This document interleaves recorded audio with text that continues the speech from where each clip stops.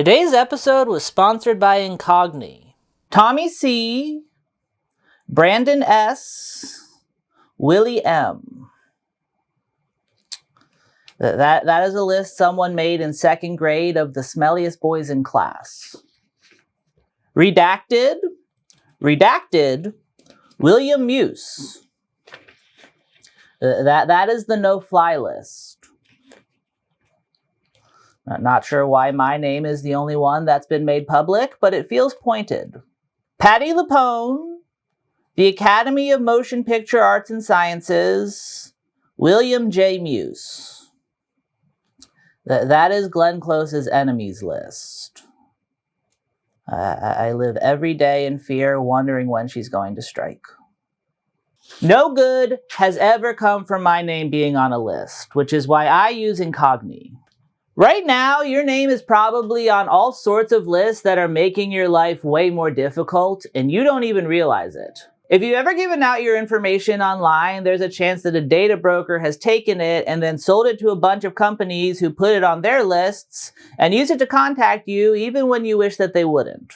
Once you're on a data broker's list, they're required to remove you from it if you ask them to. But unfortunately, there are so many of them and they're so hard to contact that can be very difficult to do on your own. And that's where Incogni comes in. With Incogni, all you gotta do is put in your information and sit back while they do the rest. I did it myself, and it genuinely is that easy. Right now, Incogni is offering my viewers 60% off on an annual plan, so follow the link below and use code WillieMuse to start taking back your personal data today. Incogni makes it so I don't have to worry about what list my name might be on, and I can instead focus on the stuff that really matters. Like surviving Glenn Close. I don't even know what I did to her. We've never met.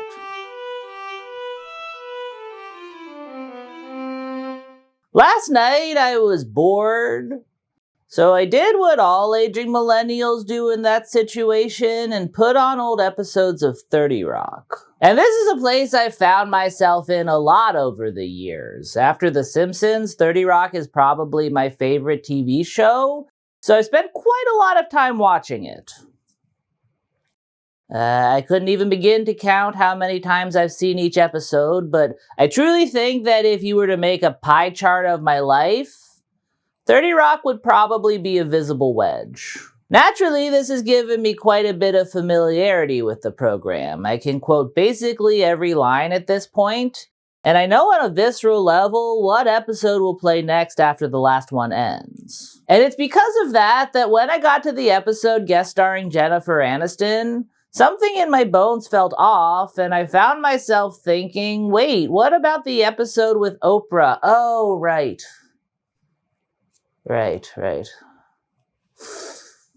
So yeah, for those of you who don't know, the episode I'm talking about is Season 3, Episode 2, Believe in the Stars. And it's one of 4 episodes of the show that have been removed from streaming services. It's joined on the ban list by the Season 5 episode Christmas Attack Zone, as well as the show's 2 attempts at live episodes.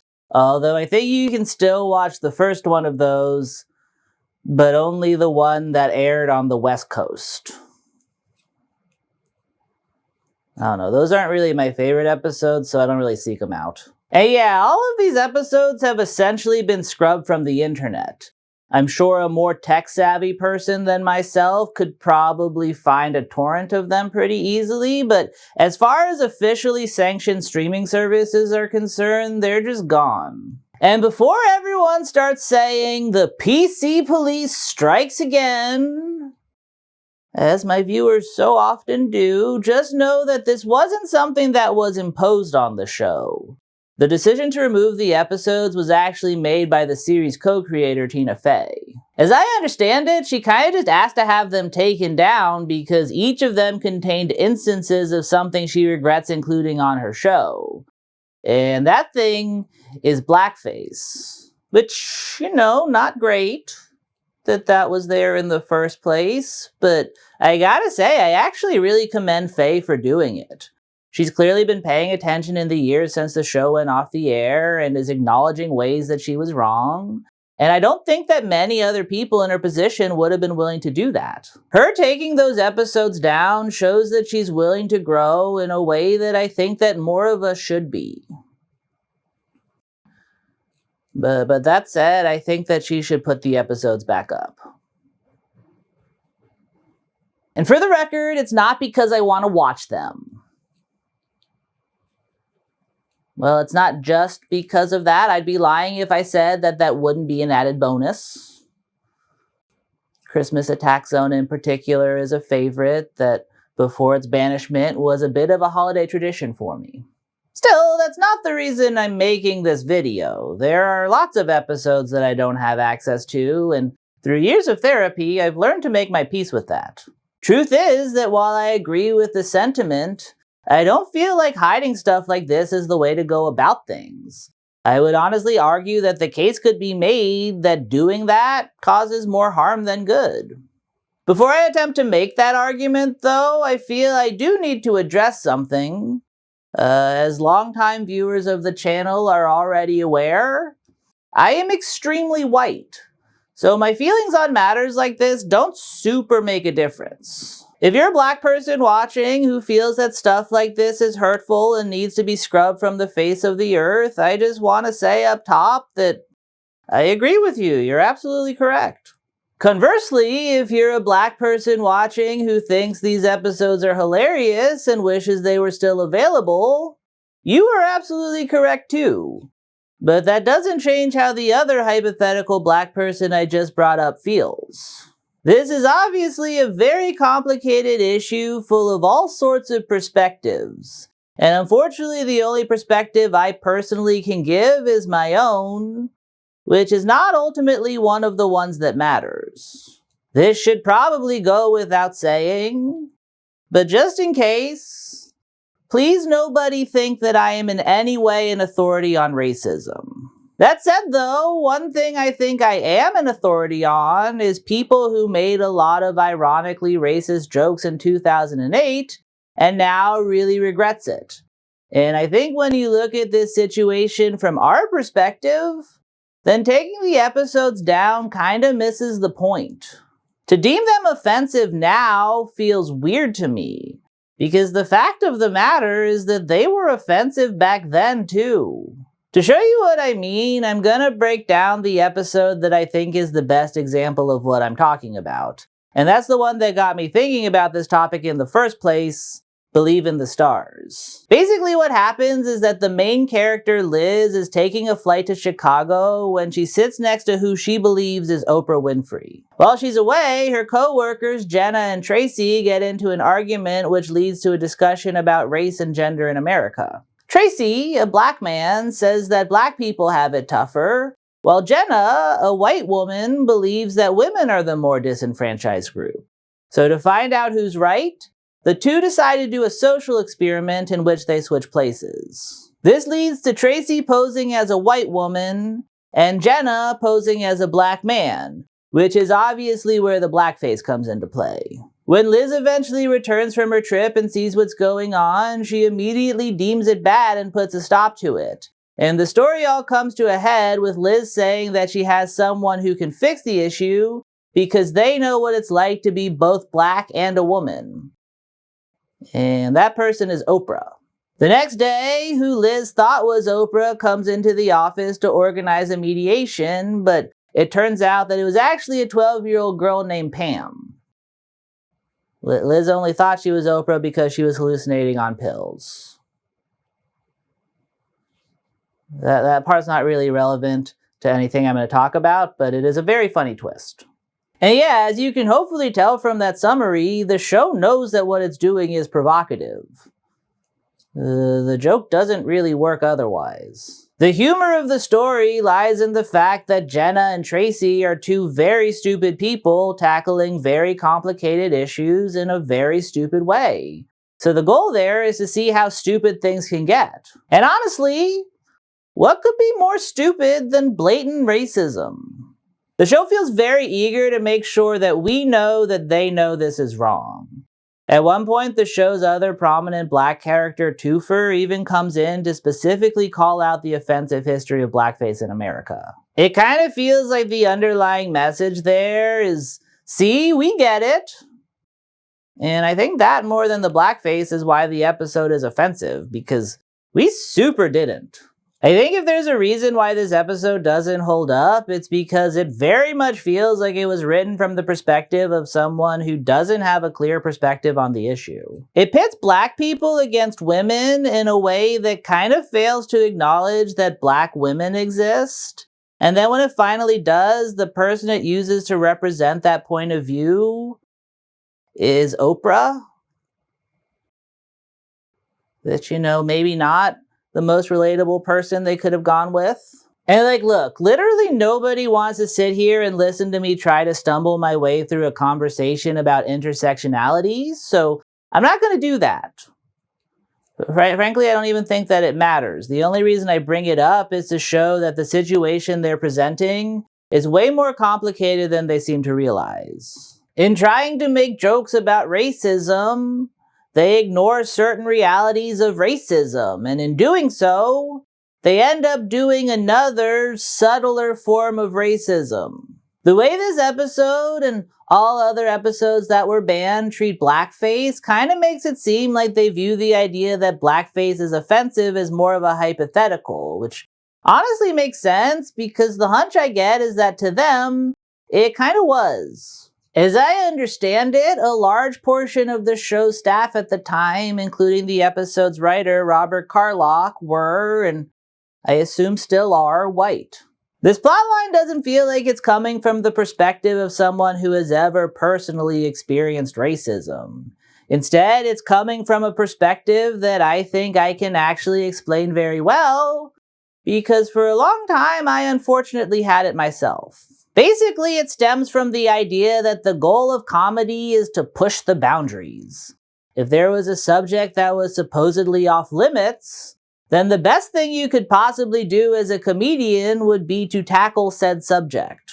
There was a phrase that went around a lot back then that was, race is the last taboo. I think they even said it once on 30 Rock. Who am I kidding? I know that they did. Season 2, Rosemary's Baby. And in that vein, a lot of comedians turned their attention towards race. Unfortunately, many of them were well-meaning liberal whites, such as myself, who wouldn't know racism if it pulled them over and asked them for their registration. So we looked for our way in.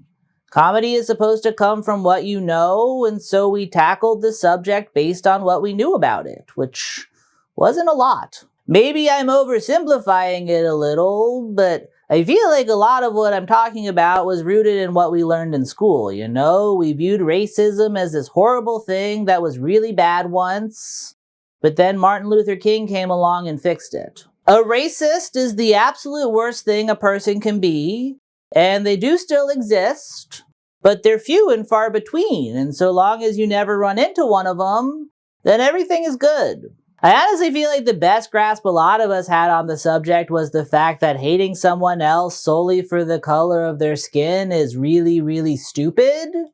And I think that's where the idea of ironic racism came from. I think the intended purpose was to hold a mirror up to society.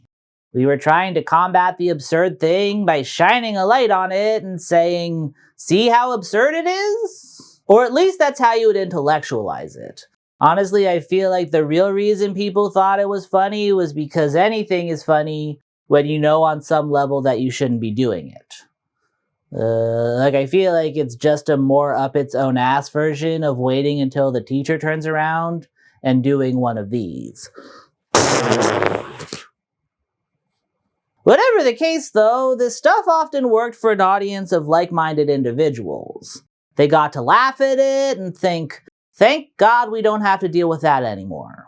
For others though, it just sucked. They saw shit like that and thought, actually, that's not absurd. That's just a weird version of shit that I still have to deal with every goddamn day. I feel like there's a lot of emphasis placed on not giving a fuck in comedy, but that usually entails not giving a fuck about people's feelings. And when those feelings are actually valid, that's not really a great thing to do. Which is not to say that I'm against edgy humor, I'm not. I actually think that it's really important. That said though, I also think that surgery is really important. But if you start slicing into somebody without knowing what you're doing, it tends to do more harm than good. And just like with unlicensed surgery, I do think that the intentions with this sort of thing are often good. That doesn't excuse it, but I think it's true in its own weird way. Like I said, I think it's rooted in a very fundamental understanding of the fact that racism is bad and a desire to fight it. But in trying to fight it, we end up doing a different form of something that white people do often, which is hijacking the conversation from the voices we should actually be listening to. And in doing so, we actually end up making things worse, because not only are we representing hurtful things in ways that are often just as hurtful as if they were unironic, but we're also making it that much harder for other people to fight against those hurtful things, because implicit in all of this shit is the idea that it can't be that bad. I mean, look at us, we're laughing at it. And I feel like I may be starting to talk in circles here. I went back on Vyvanse this week, so if this script sounds like the ramblings of someone who just reintroduced amphetamines into their life, that's because it is. But the main point I'm trying to make here is that while yes, the blackface is very, very bad, the issue is much more complicated than that. And I think that, more than anything, is why taking the episodes down wasn't the best thing to do. I realized something recently that depressed me to the deepest parts of my soul, and that's that 30 Rock is old now. In my head, it's still the hip, smart show that those in the know watch, but to most people picking it up nowadays, it's this retro throwback that their parents like. One thing I often hear people say about old shit like this is, wow, I can't believe we ever thought that was okay. And in the case of stuff like this, it always kind of bugs me because we didn't. That was the whole point. By losing the context that this shit existed in, we lose any lessons that we may have learned from it and put ourselves at risk of repeating the same mistakes all over again. I very much get the sense that an entirely new generation has begun to try their hand at this whole ironic edgelord thing. And I can't help but feel like we've already done this. I saw an article recently with a headline that said something like, 9/11 used to be off limits, but then Gen Z turned it into a meme. And it's like, 9/11 was never off limits. And it genuinely concerns me that people wouldn't know that. And like, good, I don't particularly care about 9/11 jokes. I don't know that I've ever made a video without one, but I do feel like it's only a matter of time before people start taking that same mentality and putting it towards more serious topics such as race. After all, it would make sense. Like I said, it's always going to be funny to say the things that you know you're not supposed to. And race is more taboo now than it ever was. Now that PC culture is arguably the dominant culture, it's only natural that people would want to react to that in some way. And so I feel like it's only a matter of time before some white person in some writer's room somewhere decides that they have a really clever spin on blackface. And you know, who knows? Maybe they figured out a way to make it work this time around, but I can't help but feel like I already know where this whole ironic racism thing leads. People do it, then other people tell them why they shouldn't have, and then they either regret that they did it on some level, or dig their feet in so long that they eventually lose sight of the fact that it started as ironic. I feel like if comedy like this has the higher purpose that its most ardent supporters say it does, it's in its ability to start discussions. But if all we do is ignore those discussions and pretend like they never happened, then what the fuck was the point? Because the sad truth is that this isn't a one and done sort of thing. There are going to be many, many rounds of discussions, so in the interest of progress, I think it's important that we keep moving forward. I feel like we should be up to at least AP racism at this point, so the idea that we seem doomed to repeat the 101 course over and over again feels kind of frustrating. Still, I do get where the impulse comes from. As someone who has said many things that I regret, I very much wish that I could just bury them in the past and say, I'm all better now. Because that's much easier than acknowledging that I'm an imperfect person who's done things that I wish I hadn't, and I'm going to do my best to learn, but I'll probably do a couple more things that I wish I hadn't. Racism is so obviously bad that treating it with any amount of nuance feels wrong. But when you don't do that, you end up ignoring how complex the matter truly is. One of the strangest parts about 30 Rock taking down the episodes is the fact that they're arguably not the most offensive thing that the show has ever done.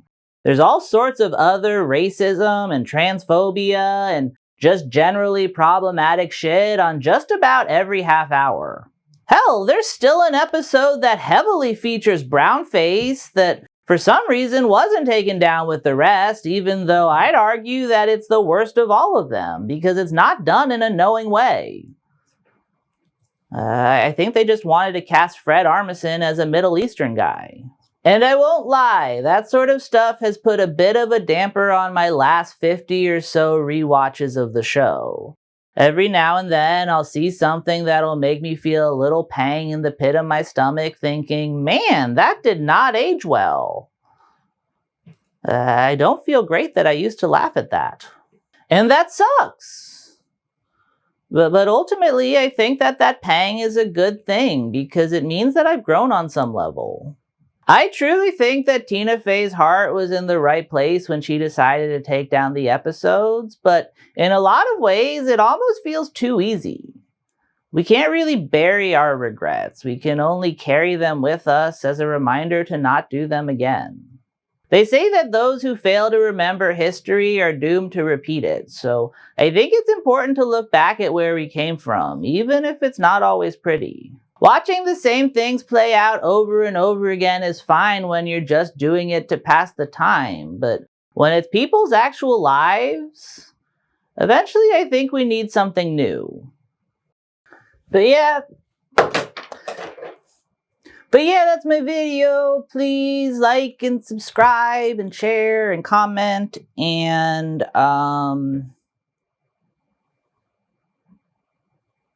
yeah, that's it. That's the list. But actually do comment. I read the comments. I know I personally don't comment on a lot of things, but when I read a nice comment, that makes me very happy.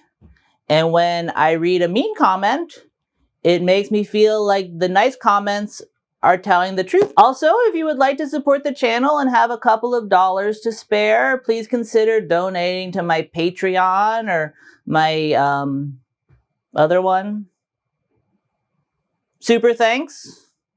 Which, speaking of, I do have some Super Thanks and Super Thanks back, but I don't feel like looking for my phone today, so I'll get you next video, I promise. But know that, like, I'm thinking of you. I appreciate it. Also, I'm considering turning on memberships for YouTube. I don't know. I've been avoiding it because I don't want to overlap with Patreon, and a lot of you guys are really nice, and I worry that some of you will donate to both. And also, I couldn't give early videos on memberships because a lot of the reason why Patreon works is because of like copyright issues. But if memberships is something you guys would be more inclined to donate to than Patreon, let me know, because maybe I will turn those on. YouTube seems to want me to, and I tend to think that when they tell you to do something, it's because they want you to do it, and then when you do it, it'll help your channel. So let me know. But also, if it'll just piss you guys off because it's like, give me more money, blah, blah, blah, blah, I don't want to do it. I try to be very cautious of the fact that people are just giving me money to do this, and I do not want to push that. Am I recording? I am. Glad I figured that out now because the episode's over. Goodbye.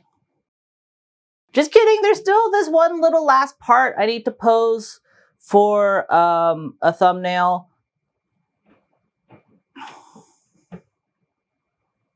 I burped, but I didn't make a noise, so I think I can keep that in. So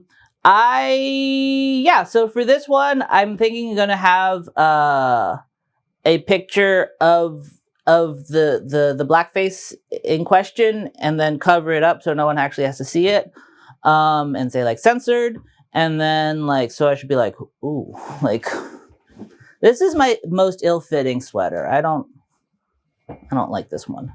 I used this one because I wanted to make a video on MILF Manor, and that was the only one that I hadn't assigned to anything yet. So now I'm kind of stuck with it. And now as I do more television stuff, I'm using it more and more. But this was a sweater I made just because I had extra fabric. And that's not what it's called. Anyway, so for the video, I should probably be like, I didn't shave for this video. And now I'm realizing I think it's good because it shapes my face a little bit, but it's bad because it kind of looks like I dip my face in like dust.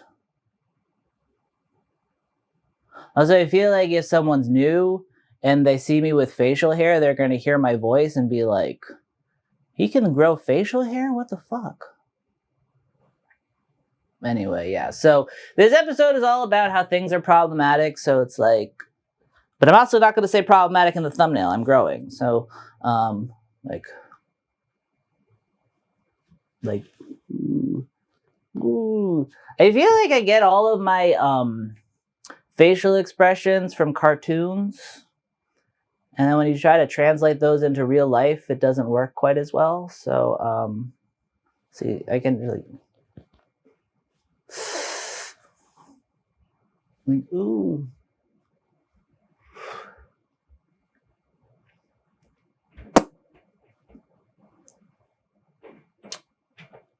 This is me reacting to blackface. I feel like I hope I didn't just say that too casually. I don't know. I'm a little nervous about this episode. I hope that I said things right in a way that makes sense. I kind of worry that I didn't. I don't know. No one's ever made a response to me before, but I feel like this is probably, if anyone is out there with a better perspective on it than me, there's probably better things to say on the subject. Also, I feel like sometimes I don't get to say everything that I wanted to because, like, I feel like the way you write stuff just doesn't fit sometimes. So, like I did really want to say that when you bring it back, I do think that there should be like a content warning or something before the episode. So if it is something that you don't want to see, for like rightful reasons, then like, you shouldn't have to. And, yeah, I don't know. What was the other thing I wanted to say? I don't know. I hope this made sense and was handled in a way that was respectful as I posed to imagine blackface.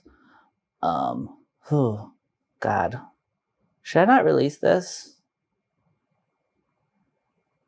No. Well, if you're seeing this, I did, so comment below. Ugh, no. Don't do that, 2008. Bad. Oh, also, I just hope that it was, like, I was talking to a very specific subsection of person. I know that blatant racism still exists, and that's also very important. I didn't mean to say that, like, everyone was sort of on the next level. This was intended for a very specific type of person, of which I am. which I guess means that it was intended for mostly white audiences as a video about race. Should I not release this? I'm going to. I've never not used work that I've done, but know that I'm shaky on it.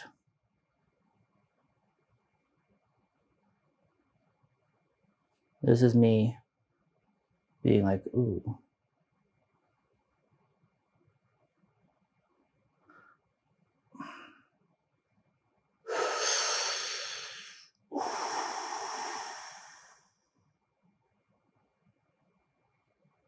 Should I grow a mustache?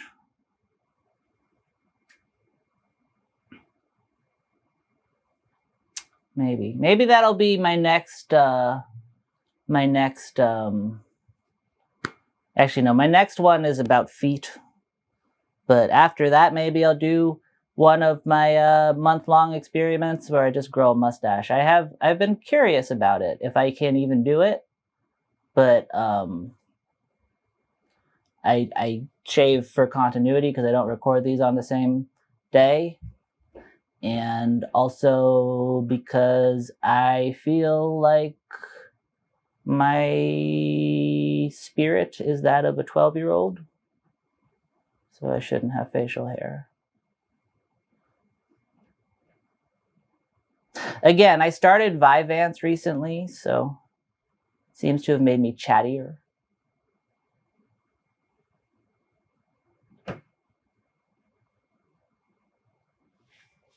Ooh.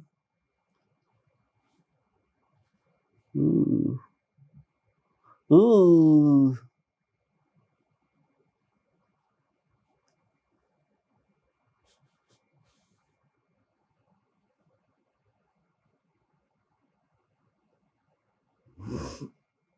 I don't know, man. Let's call it there. Goodbye, I love you.